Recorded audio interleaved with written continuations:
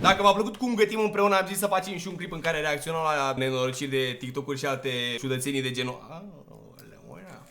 Nu știam că e vorba de acum, dacă tot așa, să se știe, băi. De început de clip. Un Pinot Grincio cu de data asta Victoria. civilizat, știi ce zic? Un șprițan, dar frumos, așa, nu pe 10 lei. Pe 20.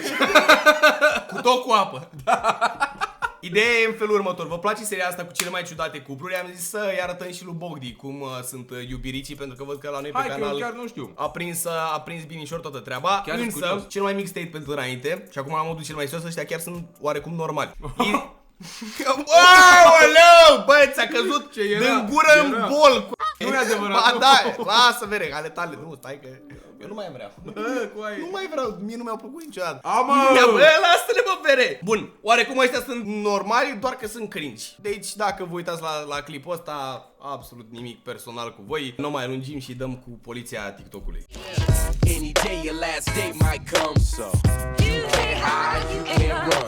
Apăsați pe butonul ăla de subscribe, vă rog, că mai mult de 50% din oamenii care se uită la clipurile de genul ăsta nu sunt abonați, vă ia câteva secunde, deci e mega simplu. Primiți de asta dacă apăsați. Nici nu știi ce e acolo. Îți arăt un clip de data trecută ca să faci și o idee. Ok. Cam cum sunt... Bă, deci tocmai m-a întrebat Andrei ce înseamnă piarjă și eu i-am spus că înseamnă, știți... Dacă e stricat space-ul, are tastatura stricat omul. Am băgat noi mim. Dați like ca să... Așa că s-o stricat tastatura dintr-o seară nervoasă. Piarjă, știm de la rege, Ian Ceban. Păi nu, Ian Ceban, frate, când au zis de piarjă, bă, ăștia nici măcar nu s-au cunoscut. Bă, coaie cât a trecut de la Ian Ceban. Bă, 4 ani. Ce mai face, mă, Ian Ceban? Bine, știu ce face, că l-am pe Insta. Asta unul dintre puținii pe care încă îi urmărește Ian Ceban. Ian Ceban? Da, vere. Chiar l-ai pe Insta? Bă, ți arăt. Dar nu frate. vrei. Eu îl țin acolo așa de... Eu aș face, frate, un live cu Ian Ceban. Nu. Bă, da, să-l pun să facă, mă, din alea. Piarjă și să... Nu e așa, e vere. Tu nu știi ce pune? Nu. Se pune în kilos cu sculată. Nu.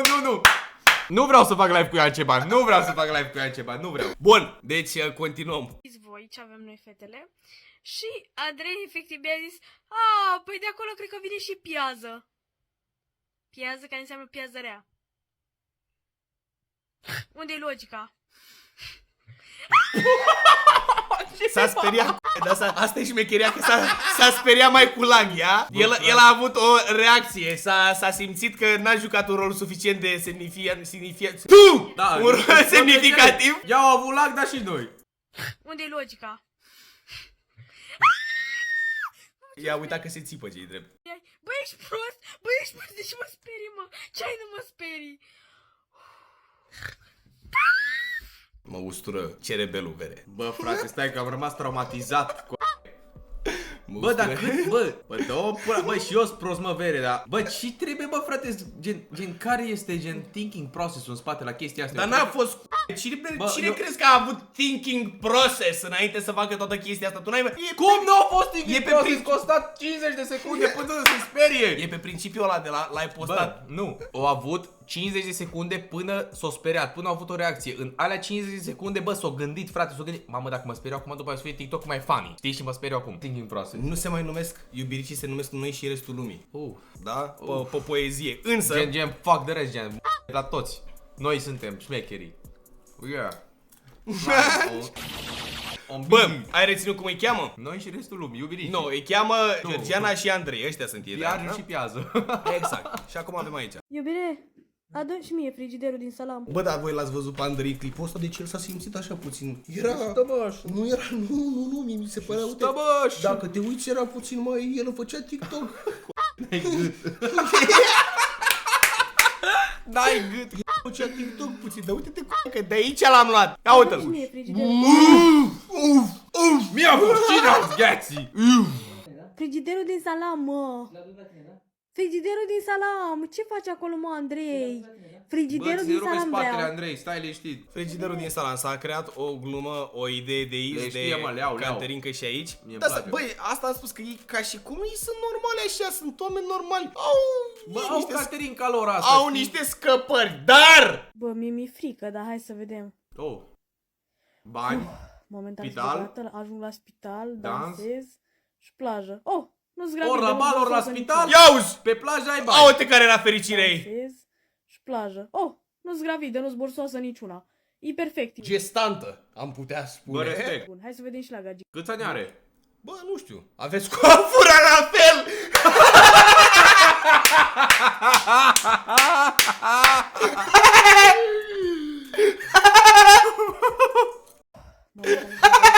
Vedem și nu judecăm. Oh, nu-s gravidă, nu-s borsoasă niciuna. E perfect, e bun, e bun. Hai să vedem și la Gagi. Bă, chiar așa e! De ce mi la pești tu? Bani? Cur? Bere? Și oraș. De la Se Buci, mută bă. la oraș. Deci am să am bani, o să dă la buci, mamă. Dar tu dai seama și eu, mamă, nu pot să cred. Mamă, prima dată. Yes. Bere cu prietenii și o să vizitez lumea. Stai, cum adică mama la buci? Bă, tu vrei să te... Nu te-i face archeiu! Oh, bă!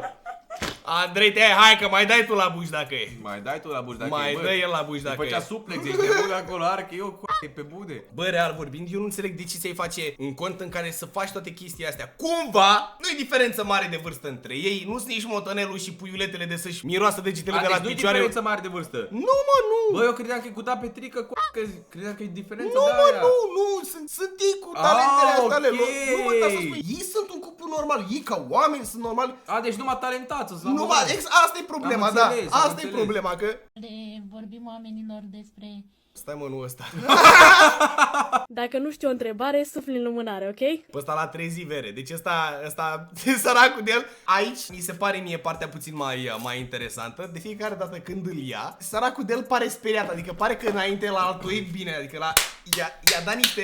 Bă, frate, singurii oameni bărbați pe care am văzut să doarmă cu cămășuță de asta, știi, închisă numai până pe aici, una din două. Ori nu niciodată în viața lor, Tu n-ai văzut, mă, bă, ori nu niciodată în i-a viața picat lor, la ruletă, că dă la buci. Nu, aici nu-i ori cazul. beau energizant din ăla în sticlă de aia silver și merg acasă să lovească. Una din două. Dacă nu știu o întrebare, Merg niciuna. sufli în lumânare, ok? Ok, hai. Ești gata? Da. Ok, pe ce dată e Crăciunul? 25 decembrie. Ok. Pe ce dată este ziua femeii? Hai mă că știi! Hai mă că 1 știi! martie? Pe Bogat? 8, nu pe Oh, 8. ba da, Pe stai. 8, nu? Stai Dacă că- nu știu o Ba întrebare. da, pe 8, e bogat al meu pe cultură, e mai ales pe Ok. lunile anului, pe astea Pe e ce pe dată lăsul. este ziua femeii? Hai mă că știi! Hai mă că 1 știi! martie? 8 martie? Da, așa. Mamă. Pe ce dată e ziua mea? Vere! Hai mă, nu mai facem brusă ca să sufli în lumânare. Zi pe ce dată Pe contul noi și restul lumii. e ziua mea. Zi mă pe ce dată e ziua mea. 28 iunie. Iulie. Nu pot să-l condamn. Bă, eu la date îs teribil. Teribil. Mă jur, îs teribil rău de tot, frate. Și, mamă, ce bine stai, bă, du-te în Dacă reacționăm dacă e. Du-te în ce bine stai. Bă, ce bine stai să-și că la el acasă. 28 iulie. Bun, știi și pe asta. Pe ce dată e Sfântul Leneș și Cuviosul Somn? Ce? Sfântul Leneș cu viosul somn a fost de o canterincă. Vrei să zic eu? Am. Ok. Suflă. Suflă. Nu, că e astăzi, pe 15 decembrie. Suflă, mă, că nu. Vreau. Nu e. Mă, da. Îi face Suflă, prank. că nu e, n-ai dreptate. Suflă. Deci mă întreabă, mă, da. Pe cât e Sfântul Leneș și Cuviosul Somn? Noaptea. Nu. Noapte. Hai, suflă. Pe Suflă. cât, nu? Suflă că nu e. Nu. Suflă că nu e ca Să-mi tine. bag piciorul. Stai Suflă, mă. că și-a adus aminte de... O să am zis. Aoleu, să las. Suflă. Nu. Strici tot, suflă. Nu. Dar Suflă. nu vreau să suflu. Dacă zic că nu e data aia de care zic eu. Data în care eu voi sufla, Nu. La mulți ani. de-aia n-am suflat. Asta că suflă. Deci mai avem așa, cât de incapabili sunt ei sau de ce sunt ei săraci? Hai cu incapabili. Amândouă. Deci din seria Sunteți înapți, vai de steaua voastră, generația telefonelor, da? Ne-am luat și o pompă la 11 lei. Și Dar ce au făcut vere? Ce face, mă, pompa aia? Dă înapoi, nu suge. aer. Aia bag aer, Da, nu suge. n-a găurit gaura care trebuie. Ba da. Ai greșit gaura, prietene. Nu, e altceva de bine. Prietene, ok, opa, hai că dăm noi prietene. până la capăt. Până la 12 noapte avem timp. Ia că-i face el scămatorie. Bă, cum are mă clipul ăsta 1 milion de vizualizări? Că trebuia pus să invers țeava aia. Trebuie pus invers țeava aia. Trebuie, da. Bă, E vrei, dispozitiv de făcut apă minerală. Nu e vere dispozitiv de făcut apă Bă, e minerală. pompă, bă. E pompă toată ziua, mă, dar a făcut. De ce sunt ei săraci? Tu știi ce mi-a dat seama? Că în viață nu poți să le ai pe toate. Ori ai un iubit bogat, ori ai un iubit cu la mare. Opa! De asta noi suntem săraci. Hai să-mi bag! Ia uite-l pe el că... Îi Drake, cu o iau, vârte, așa! Face elicopterul! Ia da calde, E Drake ăsta, mă. Bă, v-a plăcut episodul ăsta enorm de mult? Voi mi-ați trimis clipurile astea? Da, real vorbind, până în momentul de față, da mă, Ce ciudați. mănânc într-o zi? Sunt ciudați. Ce mănâncă într-o zi? Revelion Revenind la ce ai zis, știi care e chestia? La câte videouri am făcut despre mâncare și despre oameni care fac mâncare pe TikTok? Asta e parfum! Până când nu vedem ce mănâncă cineva într-o zi, nu poți să-l cataloghezi Adevărat. ciudat. Adevărat. Că poate să fie ciudat, dar să mănânce parfum, atunci nu e ciudat. Exact, da. Dar dacă mănâncă parize, ciorbă de parize rondulată, discutabil, e mai plătit multe... identificat. Da, bă, acolo ai altă șmecherie. Revelion Edition. Începem cu ora 12 noaptea, unde am băut 3 pahare de... A mea e... A început cu ora 12 noaptea și acolo a și terminat, dar se vede pe ea că e o de obosituță, sărac. Începem cu ora 12 noaptea, unde am băut 3 pahare de șampanie, după Mamă, am o bere. care n-am mai mâncat Vezi că le-a băut bine rău de tot. Eu zic că n-au fost 3, pare că au fost o idee mai mult. Acum, părerea mea. nimic la ora aia și m-am băgat la somn. Am uitat și de pește și de struguri. Sper totuși să meargă bine anul ăsta. Dimineața, bine, e mult spus dimineața. Asta... Noi am mâncat struguri acum de Revelion? N-am mâncat, mă. Eu am mâncat. Dar tu ce dracu, uite ce mănâncă aici. Ce mănânci bere aici, că nu mai e nimic, efectiv mănâncă de jumătate de oră de-alea. Bă, uite, fiți atenți, deci când faci popcorn, îți boabe de astea, mă. Astea sunt cele mai bune, uite, boabe de astea care sunt așa pe jumate, știi ce zic? Aoleu. Allah! Cele mai bune. Ba, mă, tu ai mâncat și tu. N-am mâncat, mă, deci le-a luat Fereșteanu, deci Bă, le-au luat Fereșteanu și le-am dat la fete random de pe stradă. Știi ce ați făcut, deci... Bă, când a fost focul de artificii, eu am crezut că erați în spatele meu și au plecat departe și nu mai erați la un moment dat, dar noi am găsit mai târziu. Bă, eu m-am dus la două fete, nu știu de unde au apărut fetele alea două. Și m-am dus la ele și le face că mâncam struguri și zic că de ce mănânci struguri? Zic că noroc de anul nou, vreți? Da. Am dat așa în gură cu aia amândouă struguri. Bă, de anul nou frumos, așa, noaptea dintre ani. Iubiriți erați. Tu erai lângă mine, Nu, mă. eram lângă tine, tu n-auzi. Dimineața, bine, e mult spus dimineața. Asta... Iau, ce mănâncă aici, tata? Deci el Wow. l-a analizat. Ce-i, mă, frate, asta lui Ia lui Andrei! Ia lui Andrei, mă! Andrei! Ia lui Andrei! I-a făcut-o din parizer, știi ce e aia? Bă, da, arată cumva interesant șmecheria aia. Ce mai e? Salată beof și cu ce au umplut ouăle alea? Cu tot colo, Cu de toate, cu tot cu salată beof. Am mâncat ca primă masă după ce m-am trezit. Am mâncat din acest brăduț cu fructe ca și desert și am băut acel pahar Băi, de tare asta apoi cu brăduț cu fructe, sincer. Mie mi se mai pare o băut încă idee 3 pahare de interesantă. șampanie. Vreau să vă zic că eu am terminat toată sticla de șampanie. Seara ca cine am mâncat acest pireu. Aoleu!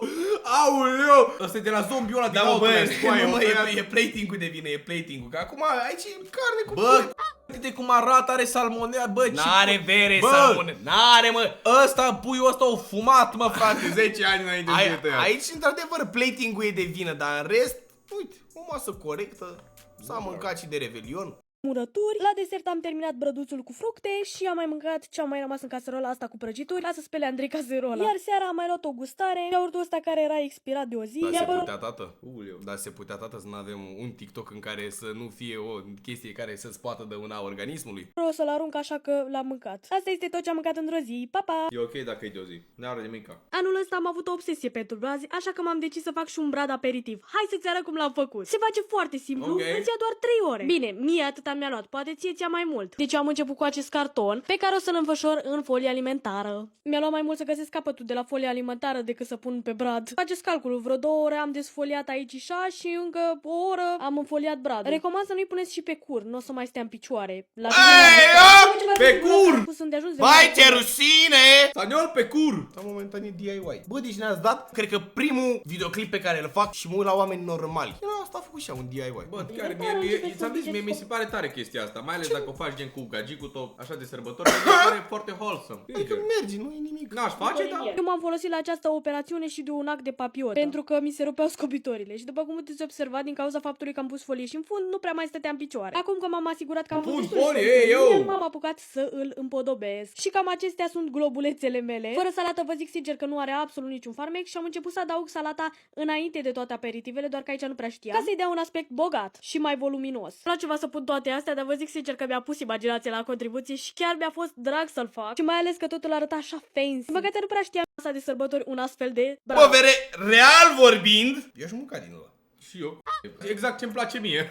Real vorbind, L-aș mânca cu poftă chiar, nu așa. ăsta chiar e Cu poftă. ultra civilizat, asta tot așa. Da, mă, dar și care e faza? Bă, astea sunt alea bune și real vorbind, ăștia s-au mai civilizat, am putea spune. M-aș sta la ceva mult mai rău, astea sunt ultimele trimise de către voi. Însă, mai avem și de-astea mai de genul ăsta. Eu te iubesc. Îți mulțumesc că nu m-ai lăsat să mor de foame ca și săptămâna trecută. Știi care e faza? E foarte bine să ne apucăm să promovăm naturalețea. Da, să mă ierte Dumnezeu, din părul ei am putea scoate o sticlă de ulei lejer. La lejer. Știi care e chestia, frate? Eu înțeleg că, uite, de exemplu, când ai o iubită sau în cazul fetelor un iubit sau whatever, înțelegeți voi, de aia nu contează, tin să faci unele chestii care sunt mai dubioase. Bă, clar! Mereu faci și chestii de astea care sunt wholesome, care pentru voi probabil înseamnă ceva și vă Exact, alintați aveți și exact, vă baby alintați voice și așa. alte, da. Bă, dar trebuie să rămână între voi, pentru că de-aia se numesc că inside-uri, că sunt ale voastre. Nu le faceți Înăuntru. publice. Da, nu le faceți publice, că nu cred că vrea cineva să vadă, frate, chestia asta. Eu n-aș vrea, de exemplu. Mereu la pe Andrei cu ce nimeresc. Efectiv, ieri am zis coropișniță, îi zic gândacul meu, îi zic, cum ți-am mai zis, plășnița mea, crocobaurul meu, cum ți-am mai zis, mă, iubire? Anaconda. Hai, vrea tu anaconda. Păi, dar nu ai te zis care polul gigantic. Nu mai, e una caldă, una rece, îi face metoda sandwich, mă, adică Mă, nu-l ține așa, că îți dai seama că prinde și Andrei prea multă putere după, iese pe stradă, e una caldă, una rece, așa? rupe ușa. Bă, vine Ed Sheeran în România. Nu te cred. Vine Ed Sheeran în România? Da, amândoi au zis bine. Mamă, frate, pe bune? Da, bă, și nici nu o să ghicești pe cât vine. Pe cât vine Ed Sheeran în România? Pe 24 august. Mamă, pe 24 august? Nu-mi vine să cred. Nu, iubire, deci eu zic neapărat, ne luăm bilete, nu mai pot. Deci eu nu mai plec nicăieri nu mai plec, trebuie neapărat să mergem. Mergem undeva. Oare e regizat? Cât o fi biletul? Nu Da, cred, mergem, da, nu mergem, cred. da, avem cu ce? Scrie în Da, avem, comentarii. da, hai. Nu cred. Dar pe 24 muncesc, îmi pare rău, nu putem să mergem. Nu, lasă că ții concediu. Nu, că am vorbit cu șeful și a zis că, bă, pe 24 august tu neapărat trebuie să fii la muncă. Chiar nu pot, pentru că mi-am dat promisiunea. Bă, ce păcat. Și n-am apucat să spun cât de ieftine erau biletele. Și cât era prețul? Mamă, iubire, de nici nu o să-ți vină să crezi cât de ieftin era. Doar 1000 de lei. Da, păcat, oricum nu putem să mergem, că eu lucrez atunci. Păi stai pe că mă încurca eu. E pe 24 iulie, de fapt. Păi și atunci i-am promis șefului, bă, că merg.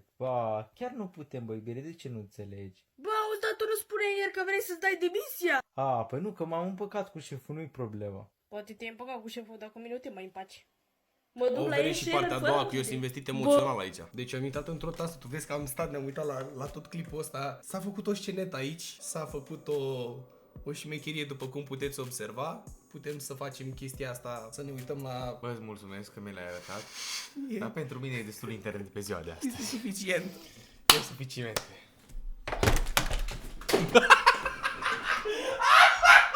Bă, ăsta dus... Sper că s-a filmat. Da?